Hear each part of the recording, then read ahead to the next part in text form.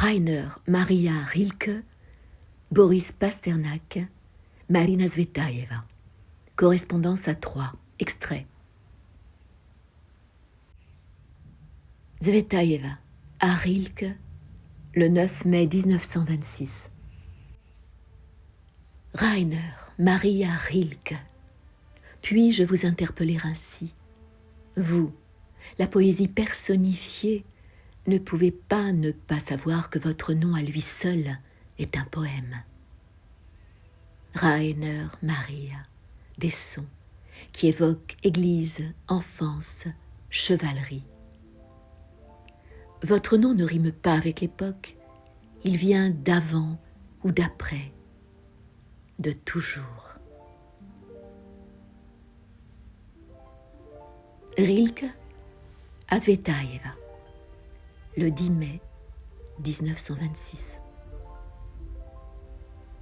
Marina, je t'ai reçue dans mon cœur, dans ma conscience tout entière, frémissant de toi, de ta venue, comme si ton grand compagnon de lecture, l'océan, avait roulé vers moi, avec toi, flot de cœur.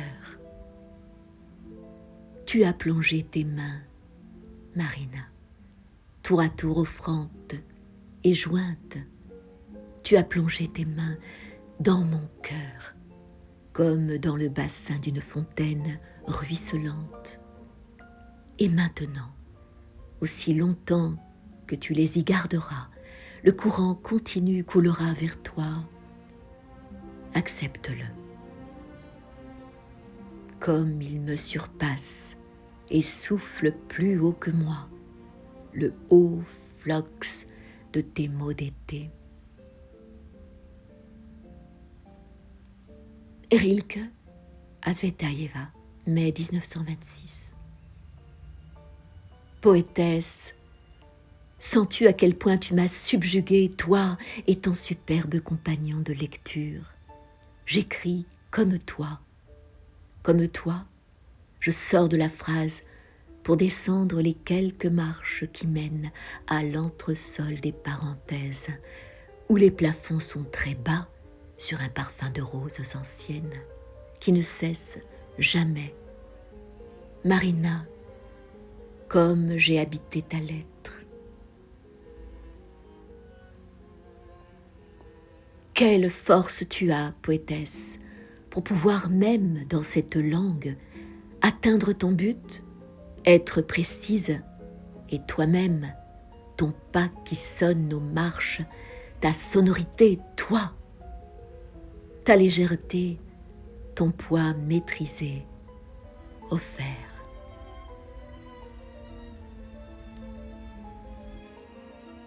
Lettre de Marina Tsvetaeva à Rilke, mai 1926.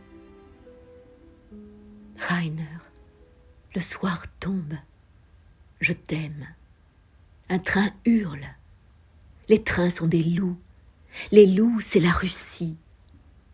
Pas un train, non, c'est toute la Russie qui hurle après toi. Rainer, ne sois pas fâché contre moi. Fâché ou pas, cette nuit, je couche avec toi. Une fissure dans l'obscurité, parce qu'il y a des étoiles. Je ferme la fenêtre. Quand je pense à toi et moi, je pense à une fenêtre, pas à un lit. Tsvetaeva à Rilke, le 14 juin 1926. Écoute-moi, Rainer, que d'emblée tu le saches, je suis mauvaise. Boris est bon. Et à cause de ma mauvaiseté, je me suis tue. Ce que j'ai ressenti, du remords? Non, jamais, rien. Rien. En guise de sentiment, un acte. Je lui ai recopié et envoyé tes 2 premières lettres. Que pouvais-je faire de plus? Oh, je suis mauvaise, Rainer. Je ne veux pas de confident. Serait-ce Dieu lui-même? Quand je mets les bras autour du cou d'un ami, c'est naturel. Quand je le raconte, ça ne l'est plus, même pour moi. Et quand j'en fais un poème, cela redevient naturel. Donc, l'acte et le poème me donnent raison. L'entre-deux me condamne. C'est l'entre-deux qui est mensonge, pas moi. Quand je rapporte la vérité, les bras autour du cou, c'est un mensonge.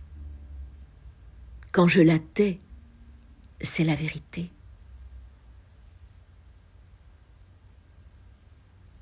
Rilke à Tsvetaeva, le 28 juillet 1926. Merveilleuse Marina,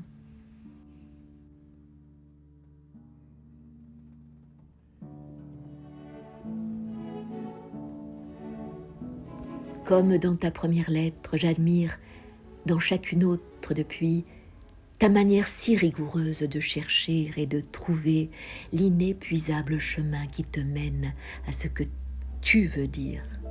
Et toujours combien tu as raison. Tu as raison, Marina. Mais toi, Marina, je ne t'ai pas découverte à l'œil nu. Boris m'a mis un télescope devant mon ciel. Les espaces, d'abord, sont accourus dans mon regard levé, puis soudain, tu t'es dressée, pure et forte, en plein dans le champ, là où les rayons de ta première lettre t'ont rassemblé pour moi.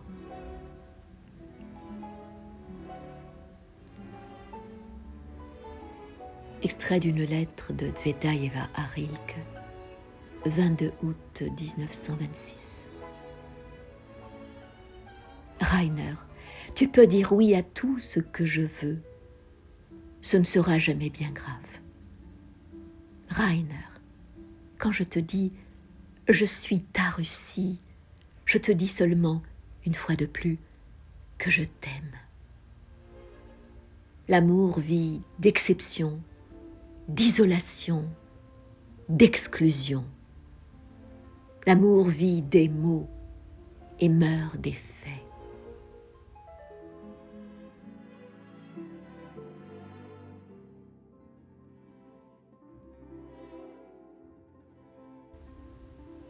Tsvetaeva à Rilke, le 2 août 1926.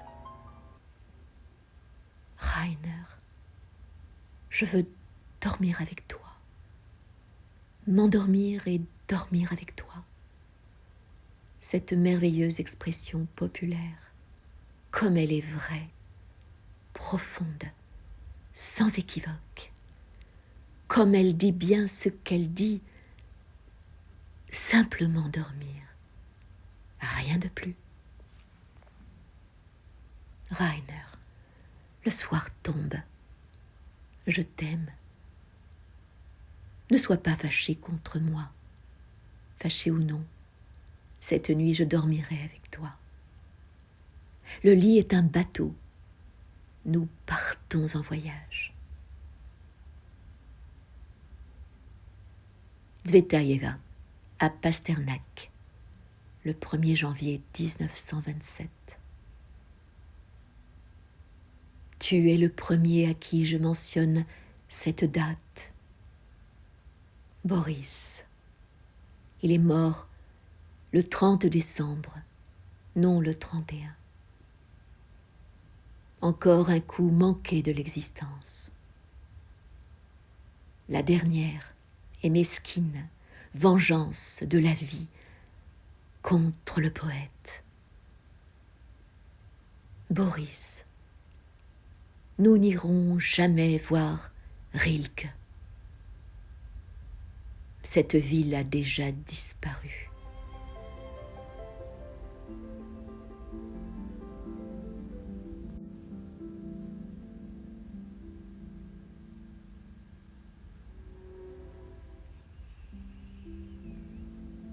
De Rainer Maria Rilke, élégie à Marina Tsvetaeva.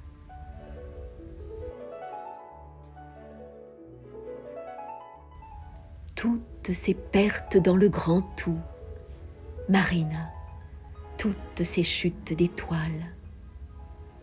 Où que nous nous jetions et vers quelle étoile, nous ne pouvons la croître.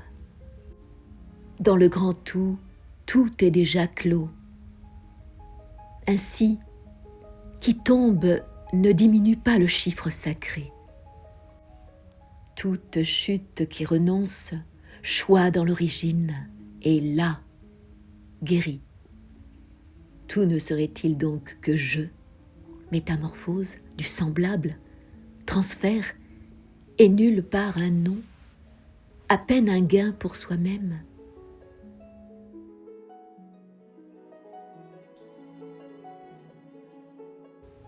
Nous vagues, Marina, et mer nous sommes. Nous profondeur et ciel. Nous terre, Marina, et printemps 1000 fois. Ces alouettes lancées par l'éruption du chant dans l'invisible. Nous l'entonnons avec joie, et déjà il nous a dépassés, et soudain notre pesanteur rabat en plainte le chant. Rien n'est à nous, à peine si nous entourons de notre main le col des fleurs incueillies. Ah, déjà si loin emportée Marina, ailleurs, même sous la plus profonde raison, faiseur de signes, rien de plus. Cette tâche légère, quand l'un de nous ne s'en arrange plus et se décide à prendre, se venge et tue. Quel est pouvoir de mort, en effet, nous l'avions tous compris, avoir sa tendre retenue, et la force étrange qui fait de nous vivants, des survivants. Les amants ne devraient, Marina, ne doivent pas en savoir trop sur leur déclin. Il leur faut être neufs. Leur tombe seule est vieille. Leur tombe seule, de plus en plus sombre sous l'arbre sanglotant, se souvient du « à jamais ». Leur tombe seule se brise. Eux sont souples comme l'osier. L'outrance qui les ploie les tresse en riche couronne. Nous, inscrits dans l'orbite, nous sommes devenus pleins, comme le disque de la lune. Même à la phase décroissante, ou aux semaines du tournant, nul qui puisse nous rendre à la plénitude, sinon nos pas, seuls, au-dessus du paysage, sans sommeil.